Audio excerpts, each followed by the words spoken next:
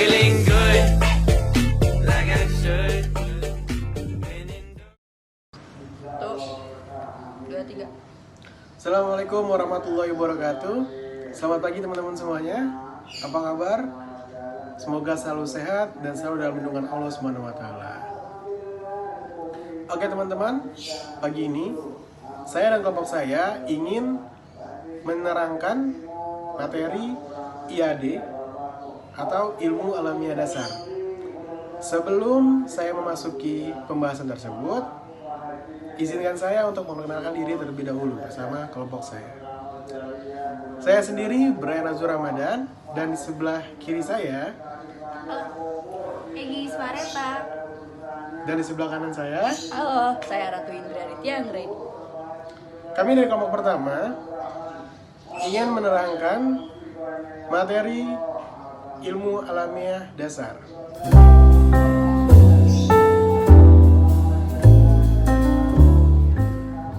Pengertian ilmu alamiah dasar. Ilmu alamiah dasar jika dipenggal berasal dari 3 suku kata. Ilmu artinya bagian dari ilmu pengetahuan manusia. Alamiah artinya terjadi dengan sendirinya, dan dasar artinya permulaan suatu bentuk. Istilah ini berasal dari Eropa daratan, yaitu Belanda, Jerman, Inggris, dan Amerika. Yang mana istilah ini masuk ke Indonesia pada zaman yang berbeda-beda. Ilmu alamiah dapat dilihat dari arti luas dan dalam arti sempit. Dalam arti luas, ilmu mencakup semua pengetahuan termasuk matematika dan filsafat. Sedangkan dalam arti sempit, ilmu mencakup pengetahuan deskriptif saja. Di luar situ adalah non-ilmiah. Selanjutnya, ilmu alamiah dasar merupakan sebuah ilmu yang mengkaji tentang gejala alam semesta, termasuk yang terjadi di muka bumi ini. Ilmu alamiah dasar dapat juga dikatakan sebagai konsep awal terbentuknya ilmu pengetahuan alam atau IPA yang sering kita dengar-dengar ya. Dan semua turunannya seperti biologi, fisika, dan kimia. Ilmu alamiah dasar bersifat relatif dan dapat berubah sesuai dengan kemajuan peradaban manusia. Jadi seiring berkembangnya zaman, itu juga akan terus berkembang, nggak akan stuck di situ saja. Ilmu alamiah atau sering disebut ilmu pengetahuan alam, natural science, merupakan pengetahuan yang mengkaji tentang gejala-gejala dalam alam semesta, termasuk di bumi ini, sehingga terbentuk konsep dan prinsip.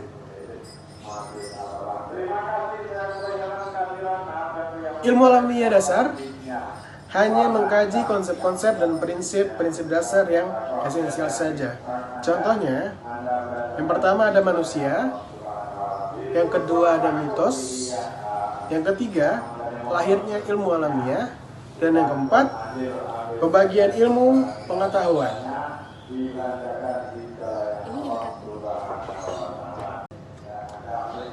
Oke, selanjutnya pengertian ilmu alamiah dasar berdasarkan menurut para ahli.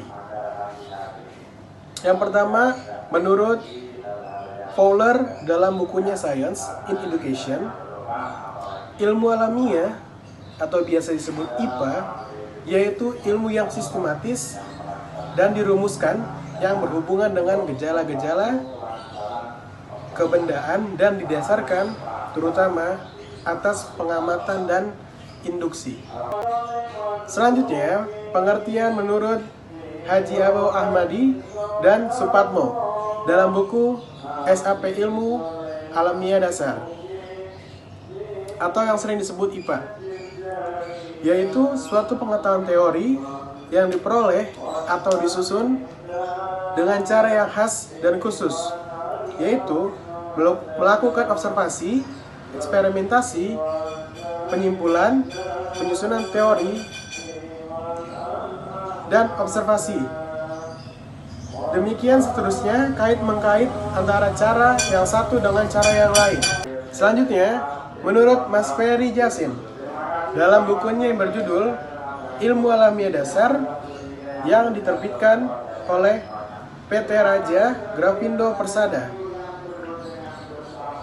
beliau menyatakan bahwa ilmu alamiah merupakan kegiatan manusia yang bersifat aktif dan dinamis. Artinya, kegiatan manusia yang tiada hentinya dari hasil percobaan akan menghasilkan konsep. Selanjutnya, dari konsep itu mendorong percobaan berikutnya dan seterusnya.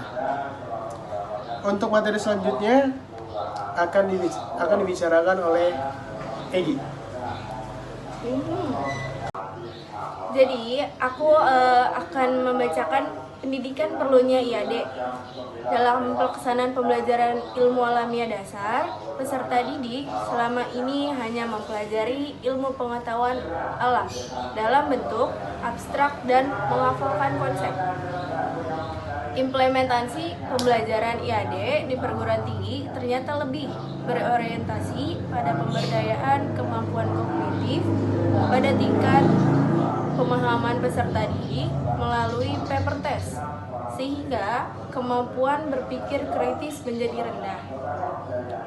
Pentingnya pendidikan mempelajari IAD adalah untuk menciptakan atau mendidik generasi muda agar mampu menjadi calon pemimpin masa depan yang cerdas, pintar, terampil, dan memanfaatkan gejala-gejala alam yang terjadi agar bermanfaat untuk masyarakat, berbudaya, dan mampu berpikir kritis. Sehingga dalam menghadapi suatu masalah, selain itu juga IAD bertujuan menciptakan mahasiswa yang mampu memahami dan mengatasi masalah dalam interaksi di masyarakat, dan juga agar mahasiswa mampu memahami, menganalisasi seluruh gejala-gejala yang terjadi dan mempersiapkan diri menghadapi semua gejala dan kejadian tersebut, terutama yang terjadi di kalangan masyarakat. Ruang lingkup alamiah dasar. Ilmu alamiah dasar merupakan ilmu pengetahuan alam yang mengkaji prinsip esensial saja. Sehingga ruang lingkup alamiah dasar secara garis besar meliputi: 1. Ada fisika, yaitu suatu ilmu pengetahuan yang mempelajari benda tidak hidup atau mati dari aspek wujud dengan perubahan-perubahan yang bersifat sementara. Fisika secara klasik dibagi dalam mekanika, panas, bumi, cahaya, gelombang, listrik, magnet, dan teknik mekanik, teknik sipil, teknik listrik, dan termasuk dalam lingkup besar ilmu bumi dan antariksa. Yang kedua, ada kimia, yaitu suatu ilmu pengetahuan yang mempelajari benda hidup dan tidak hidup dari aspek susunan, materi, dan perubahan-perubahan yang bersifat tetap. Kimia secara garis besar dibagi menjadi kimia anorganik dan kimia organik. Kedua bagian itu pada dasarnya membahas dasar keseluruhan. Kemudian diikuti dengan analis kualitatif. 3 itu ada biologi, yaitu ilmu pengetahuan yang mempelajari makhluk hidup dan gejala-gejalanya. Biologi dibagi atas cabang-cabang antara lain: ada botani, ada zoologi, ada morfologi, fisiologi, dan sosiologi. Botani adalah suatu cabang biologi yang mempelajari tentang seluk-beluk tentang tumbuhan. Botani merupakan salah satu bidang kajian dalam biologi yang mengkhususkan diri dalam mempelajari seluruh aspek biologi tumbuh-tumbuhan. Zoologi adalah cabang biologi yang mempelajari struktur, fungsi, perilaku, serta evolusi hewan. Morfologi adalah suatu studi tentang struktur luar atau bentuk luar makhluk hidup. Fisiologi adalah suatu studi tentang fungsi atau faal bagian tubuh atau organ makhluk hidup. Sitologi adalah suatu studi tentang sel secara mendalam meliputi struktur molekuler dan lain-lain. Materi selanjutnya, menurut Abdullah Ali dan Eni Rahma dalam bukunya Alamiah Dasar, bahwa ruang lingkup IAD adalah sebagai berikut. Pertama, alam semesta dan tata surya. 2. Bumi. 3. Asal muasal kehidupan.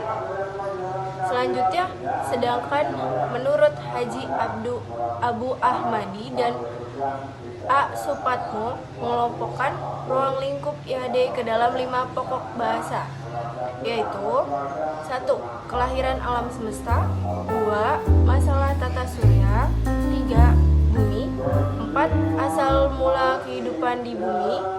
Yang terakhir 5. Perkembangan variabilitasi makhluk hidup. Untuk slide selanjutnya adalah kesimpulan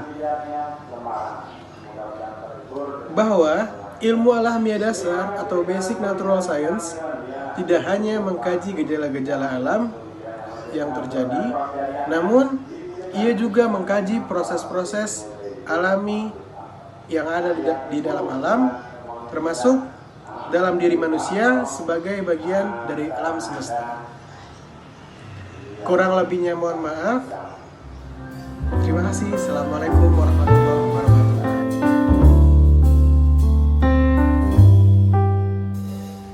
We will find a way to be honest, make no mistakes, sometimes separate. Tell me how to make you stay, and you always